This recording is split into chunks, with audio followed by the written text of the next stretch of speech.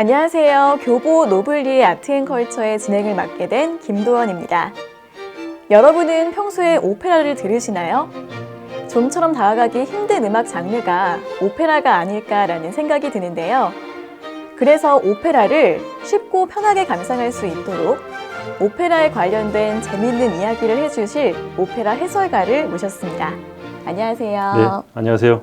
오페라 해설가 김이곤입니다. 네, 오늘부터 4주 동안 오페라를 한 작품씩 알려주실 텐데요.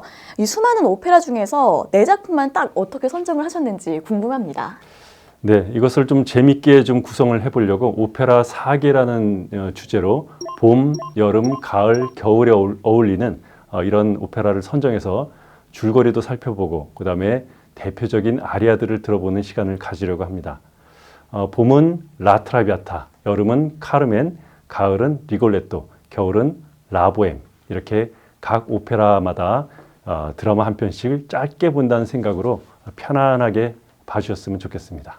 네, 4작품 모두 한 번씩은 이름을 들어본 그런 작품들인데요. 어떤 오페라일지 정말 기대가 됩니다. 자, 그럼 봄에 어울리는 오페라, 라트라비아타는 어떤 오페라일까요? 그 이야기 속으로 떠나보시죠.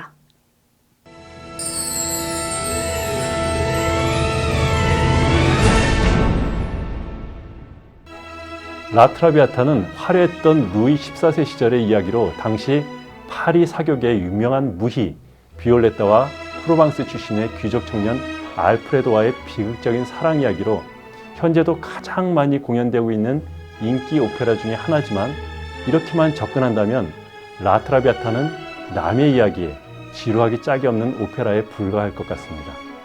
그럼 좀 어떻게 접근을 해야 조금 더 재미있는 감상을 할 수 있을까요? 그림과 음악의 역사는 어느 순간부터, 즉 그림은 인상주의 이후, 음악은 낭만주의 이후부터 바로 자신의 이야기를 쏟아내고 있다는 사실을 알아차리게 된다면 작품을 보기 전에 작가가 그림을 통해서, 음악을 통해서 무슨 말을 하고 싶었는지를 집중을 하다 보면 작품이 훨씬 더 쉽고 그가 하고 싶은 이야기가 내 이야기로 변화될 수가 있습니다. 네, 그렇다면 이 라트라비아타가 베르디의 개인적인 경험을 토대로 한 작품이라는 그런 뜻인가요? 맞습니다. 바로 그렇습니다. 그래서 이 작품을 보기 전에 베르디라는 그 사람의 개인적인 사정이 바로 이 오페라의 탄생 계기가 됩니다. 이탈리아 북부 아주 작은 마을 부세토에서 태어난 베르디는 가난 때문에 음악 공부를 계속할 수가 없을 즈음에 양조업자 바레치의 도움으로 음악 공부를 계속할 수 있었습니다. 그리고 우리가 지금도 대단한 학교라고 하는 밀라노 국립음대까지 마치게 됩니다. 그럼 바레치 입장에서는 자기가 후원했던 학생이 그렇게 번듯하게 장성을 하니까 만약에 딸이 있다면 좀 사윗감으로 탐을 냈을 것 같은데요. 네, 맞습니다. 딱 그렇게 하게 되죠. 그래서 바레치가 베르디한테 이렇게 얘기하지 않았을까 제가 상상해 본 게 있는데요. 네. 너 피자 뭐 좋아하니? 네. 뭐 좋아하십니까?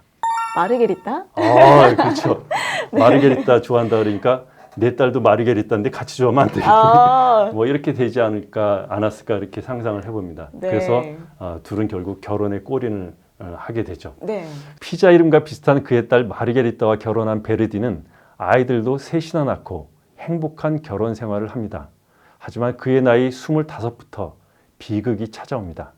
아내였던 마르게리타 바리치와 세 아이를 잃어버리고 호라비의 몸으로 살아가던 베르디는 한동안 좌절을 겪다가 27살에 오페라 나부코에서 첫 히트를 거둔 후 명성을 쌓게 됩니다. 뒤이어 에르나니, 맥베스, 루이자 밀러, 아틸라를 작곡하게 되는데 역시 좋은 평을 얻어갑니다. 히브리 노예들의 합창이라는 곡은 널리 알려졌을 뿐만 아니라 이탈리아의 제2의 애국가로 모든 국민이 사랑받는 노래가 됩니다. 이 나부코로 베르디는 가리발디 장군과 어깨를 나란히 하게 되는 위상까지 얻게 됩니다. 네, 이 가리발디는 이탈리아의 통일에 큰 업적을 세운 장군인데 그 정도 위상이면 거의 영웅급이었겠네요. 대단한 영웅이죠. 이 가리발디 장군은 무력으로 통일운동에 큰 공헌을 하고요. 굉장한 영웅으로 지금 이탈리아에서 알려진 그런 사람입니다. 그런데 인생이라는 드라마틱한 과정은 그를 가만히 내버려 두지 않았습니다. 하필이면 그 오페라의 나부코의 여주인공 주세페 스트레포니와 사랑에 빠지고요. 그 소식이 전 이탈리아에 퍼지자 많은 국민들은 그들의 결합을 반대하고 나섭니다. 열정적인 이탈리아 국민들의 성향을 모르는 것은 아니지만 그의 고향 부세토에서는 피켓 시위까지 벌어지며 그녀와 헤어지지 않으면 다시는 고향 땅을 밟지도 말라는 압박까지 받게 됩니다. 근데 베르디 아버지도 아니고 장인도 아니고 이탈리아 국민들이요. 피켓시위까지 벌일 정도면 굉장히 심각한 수준인데 왜 이렇게 반대를 한 거죠? 예나 지금이나 나만의 영웅에게 광적인 현상을 일으키는 팬덤 현상이라고 있었고요. 그리고 그 영웅의 짝꿍은 팬들에게는 질시와 질타의 대상이 되었으니 당연히 그녀의 과거를 탈탈 털어보게 된 것이죠. 황금 만능주의의 부르주아 계급들이 득세할 즈음에 주세페 스트레포니는 노래 좀 한다는 재능만 믿고 밀라노로 올라왔으나 가수로 크기 전까지는 스칼라 극장의 지배인의 첩으로 지내며 자식까지 낳고 버림을 당하고 또다시 부유한 성악가의 첩으로 지내다가 다시 자식을 낳는 이런 어두운 과거를 갖고 있었습니다. 어떻게 보면 좀 생존을 위해서 갖게 된 그런 과거라고 볼 수 있을 것 같은데 요즘 말로 좀 보면은 신상털이 그렇죠. 좀 제대로 했다 이렇게 생각이 듭니다. 그래서 그 둘은 어떻게 되었나요? 결국 그 자신의 존재가 베르디에게 부담이 될까 두려웠던 그녀는 밀라노를 떠나서 파리로 가게 되었고요. 베르디도 그녀의 뒤를 따르게 됩니다. 파리에서의 생활 중에서 어느 날 두 사람은 연극을 보러 갔는데 그 연극을 보고 오열을 하고 말았답니다. 이 이야기는 마치 그들의 이야기와 같았기 때문이었습니다. 이 연극은 동백꽃 처녀라는 작품이었고요.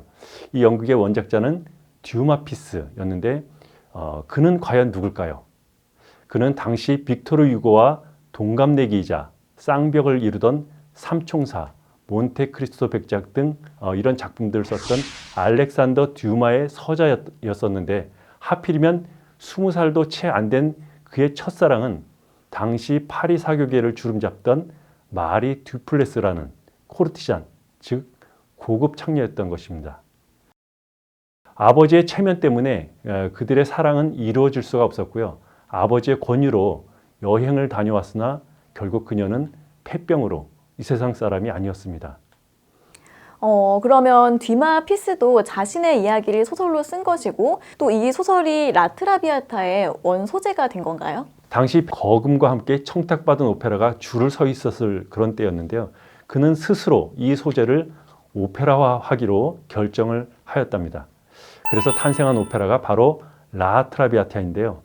20세기 들어서는 오페라로만 끝내기 아까웠던 영화 제작자에 의해서 현대물로 재탄생한 영화가 있었으니 그 영화가 바로 줄리아 로버츠와 리처드 기어 주연의 귀여운 여인입니다. 너무 유명한 영화죠. 저도 좀 기억나는 장면이 있는데 이제 줄리아 로버츠가 눈물을 흘리면서 오페라 공연을 본 뒤 끝난 다음에 귀부인이 어땠어요? 하고 물어보니까 너무 근사해서 오줌을 쌀 뻔했다. 그런 장면이 아직도 생각이 납니다. 네, 그때 줄리아 로버츠가 봤던 그 오페라가 바로 라트라비아타죠. 자신의 처지와 비슷한 줄거리를 이해하고 눈물을 흘리면서 봤던 것이겠죠. 네, 그렇다면 이 라트라비아타의 전체 내용 짤막하게 한번 설명을 들어보겠습니다. 이 오페라의 전체 요약본처럼 서곡이 연주가 되고 나면 바로 그녀의 집에서 벌어지는 추잡한 파티 장면이 나오고 수많은 귀족 사이에서 뜨거운 정열과 순수함으로 무장한 알프레도라는 청년이 등장해서 유명한 축배의 노래를 부릅니다. 그 뒤에 이어가는 원래 듀마피스의 이야기처럼 베르디의 이야기처럼 아버지의 통념, 사회적 통념이 이들의 사랑을 아주 집요하게 방해를 하고 나서게 됩니다. 1막에서의 아 그이인가, 2막에서의 프로벤자 내 고향으로가 많이 알려진 이 오페라의 아리아들입니다.